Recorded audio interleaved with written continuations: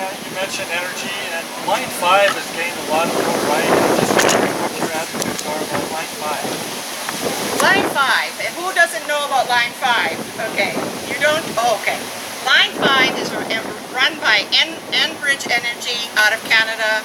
It's a line that takes the Canadian tar sands all the way through Canada, through Wisconsin, all the way through Upper Peninsula, underwater across the Straits of Mackinac, downstate to Sarnia, to the refineries in, I don't know where the refineries are. Where are the refineries? Sarnia. Sarnia? There's the refineries in Sarnia.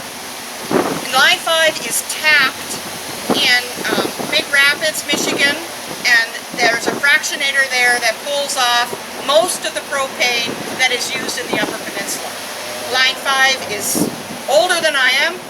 The easement was granted in 1953, and it was built, what, 55 time frame?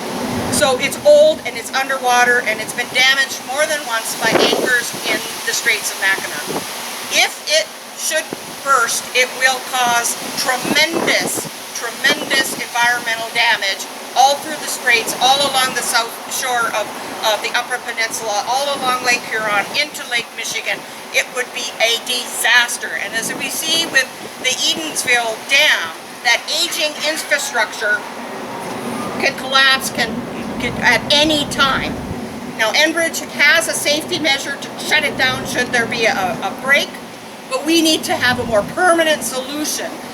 It would be great to decommission it, just take it out, just stop.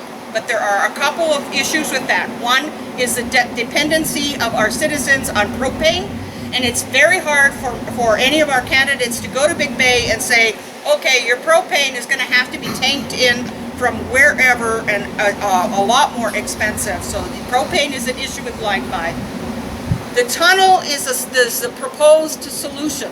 So you build a tunnel across underneath the straits, you put the pipeline through there.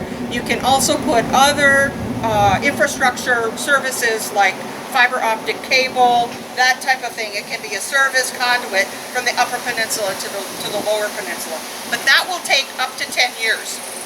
In the meantime, we'd like to have Line 5 shut down. And the governor and the attorney general are busy trying every legal method they can to do so. The Democrats are actually having to support the tunnel because that's our backup plan. If we can't shut Line 5 down, we need a backup plan, and that's what the tunnel will do. It'll take 10 years, so we have to start with that backup plan now, because we don't want to be in a situation where we can't shut where the line is still going and breaks. If the line can be shut down, well then there's a whole other issue about how it is. But if we can't legally shut it down, we have to go with the backup plan.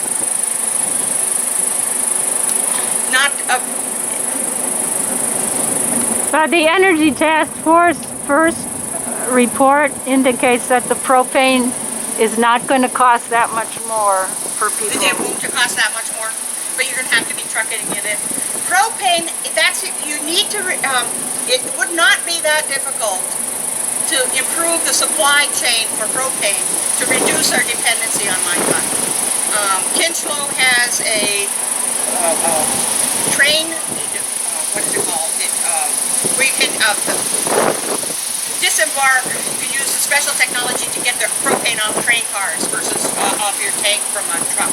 We only have the one in the Upper Peninsula at Kinchlow. If we had more train demarcation locations to get propane, it would be cheaper as well.